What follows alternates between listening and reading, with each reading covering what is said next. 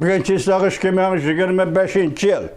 Birinci ayının 22. gün hepteki Seyşembe vatandaş.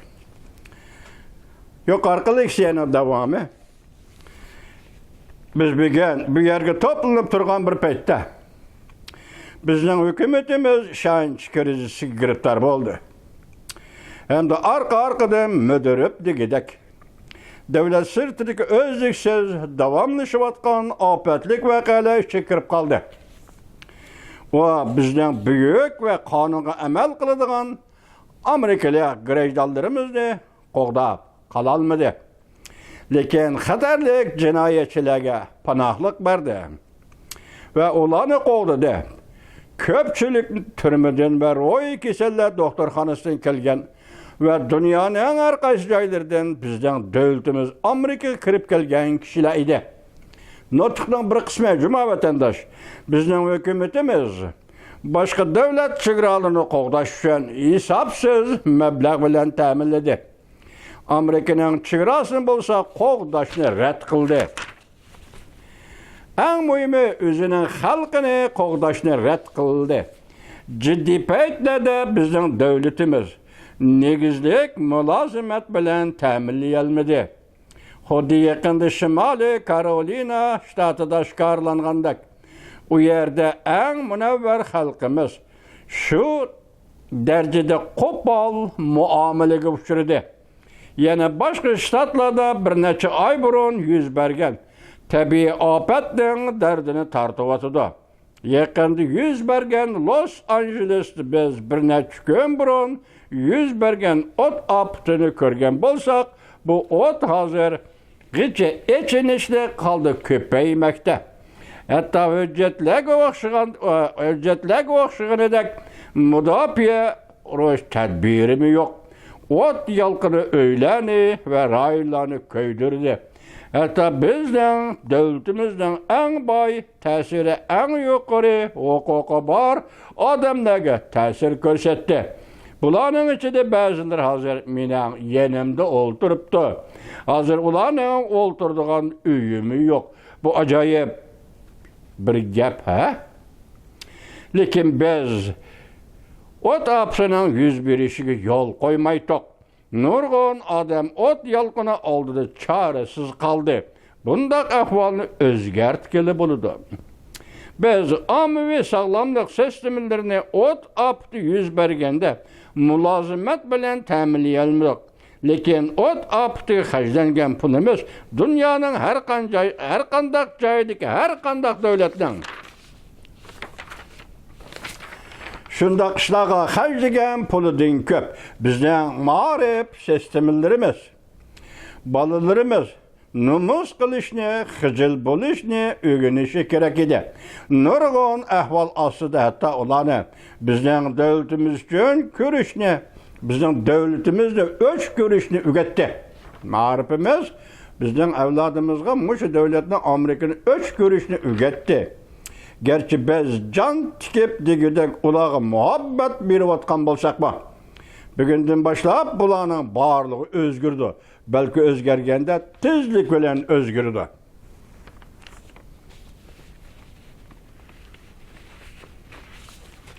Endilikda buni davomi vatandaş. Yana bir xabar. Amerika Qo'shma Shtatlari prezidenti Donald Trump Washingtonda murosim o'tkazib vazifaga o'tirgan shu kunda Jungo Kompartiyasi Markaziy siyosiy byurosi shu kuni tuyuqsiz yig'in ochdi. Mavzuli xabar 1-ayning 20-kuni Buyuk Iro tor betida e'lon qilindi. Xabar bundoq boshlandi. Jongyuan obzori tahlil maqolasi 1-ayning 20-kuni Amerika Qo'shma Shtatlari prezidenti Donald Trump murosim o'tkazib vazifaga o'tirdi.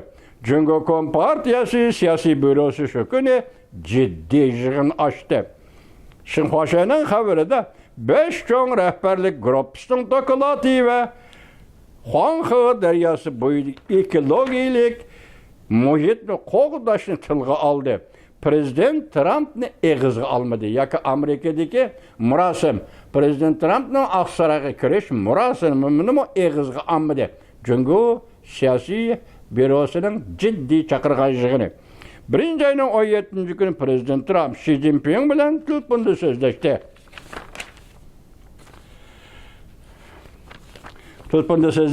Derhal mesele hal qilishni saqlab turadiganligini topshirdi. Xuddi ultimatum shaklda mesele topshirib, ultimatum shaklda talab qildi.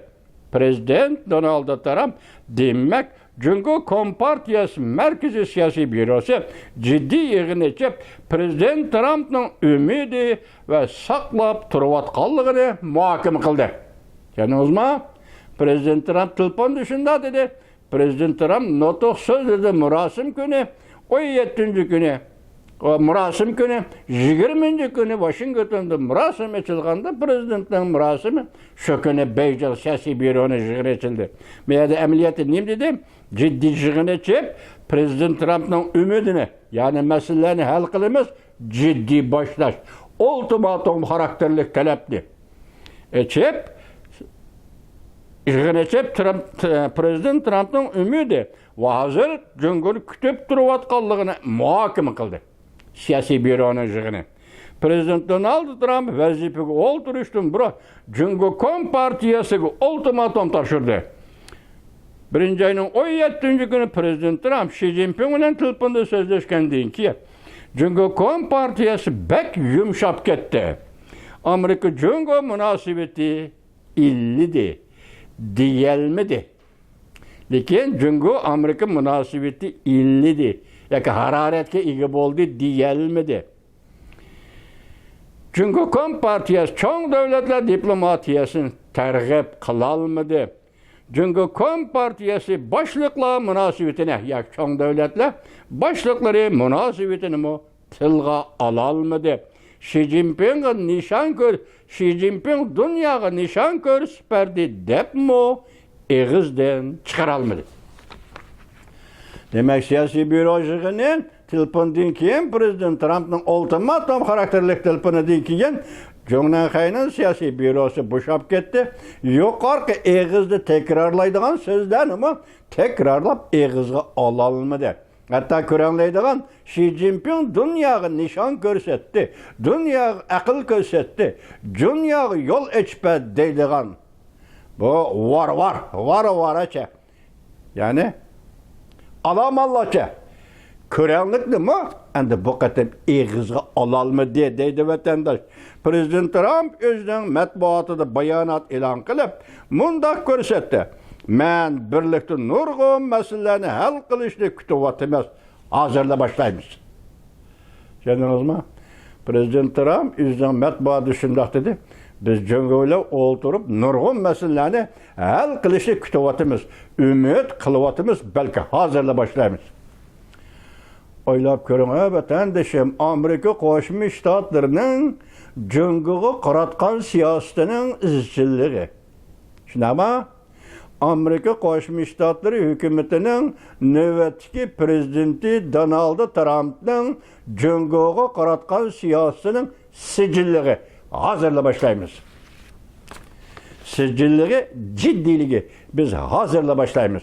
Barliq masalalarni hal qilamiz. Cumhuriyet Kompartiyasi sen bilan birlikte o'ltirib, biz hozirla boshlaymiz. Şuna bunu ultimatum karakterlik deyişki buluduğu vatandaş. Haber yazıcılar şunda yazdı. Obzorçular hem şunda tahlil kıldı. Bu demek ultimatum karakterlik vazife degan gap.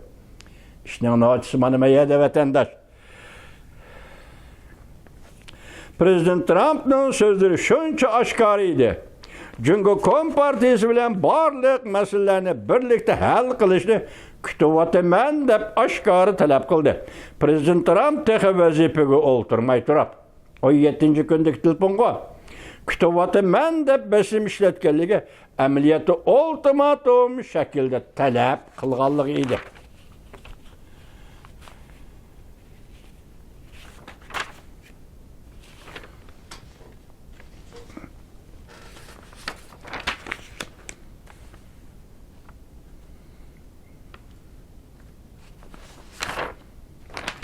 Tügep de leksiyelerim vatandaşım.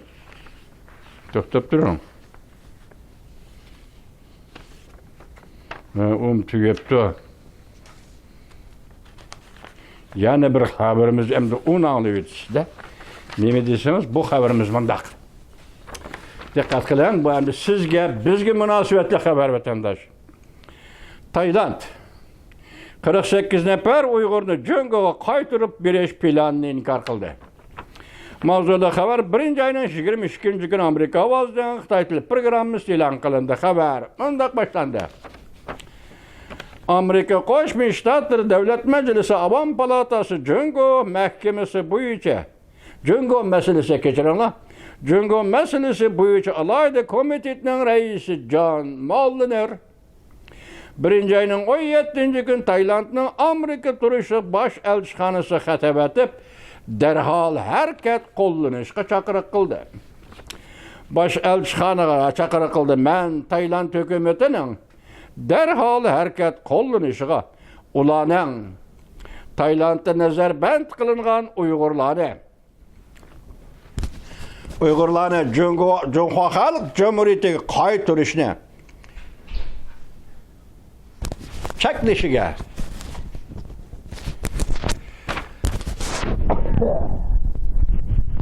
cheklishiga aydakchilik qilaman. Hamda Taylandga nazarband qilingan bu Uyg'urlarni o'zlari xohlagan uchinchi bir davlatga o'rlashtirishiga aydakchilik qilaman. Amerika Qo'shma Shtatlari Davlat ishlar kotibi Marco Rubio 1-oyning 15-kuni Amerika Qo'shma Shtatlari Kengash palatasida amalga tayinlash guvohlik berish yig'inida Tayland hukumatiga besim ishlatishga 48 nafar Uyg'urning Jongoga qaytarilish xavfini to'sib qilishga va'da bergan edi. Amerika Qo'shma Shtatlari Davlat ishlar kotibi Marco Rubio vazifaga o'ltirgan Davlat ishlar kotiblik vazifasiga o'ltirgan tunji kuni endi Tinch okeandagi sherik davlatlar bilan birlikda Jongoning tahdid harakatlariga signal bilan qaytardi. Yangi xabar.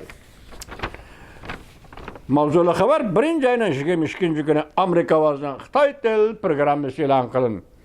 Amerika Qo'shma Shtatlar Davlat ishlar kotibi Marco Rubio 1-oyning 21-kuni Davlat ishlar kotibi vazifasiga o'ltirgan tunji kuni Yaponiya, Avstraliya, Hindiston tashqi ishlar ministrlari bilan birlikda Osiyoda yuz berayotgan tahdid xarakterli harakatlarga qattiq signal berdi. Amerika Qo'shma Shtatlari prezidenti Donald Trump vazifaga o'ltirib 2-kuni Davlat ishlar kotibi Marco Rubio 4 taraf tashqi ishlar ministrlari yig'ini chaqirib, Prezident Trump hukumatining rasmiy diplomatik uchrashishini boshladi.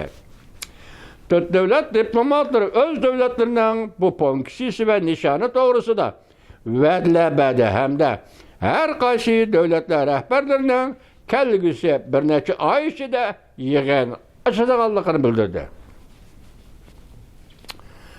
4 davlat diplomatlari o'z davlatlarining bu funksiyasi va nishoni to'g'risida va'da berdi. Kechiringlar. Hamda har qaysi davlatlar rahbarlarining kelgusi bir necha oy ichida yig'in ochadiganligini bildirdi. Biz xalqaro qonunlarga, iqtisodiy fursatlarga hamda dengiz okean sohasini o'z ichiga olgan barliq sohalarning tinch, osoyish bo'lishiga qat'iy ishonamiz. Muqimlik va bexatarlik endi Tinch okean xalqlarining taraqqiyot va gullanishi asosidir va gullanishining asosidir deb ko'rsatdi. Tashqi ishlar ministrlari o'zlari ochgan yig'inda.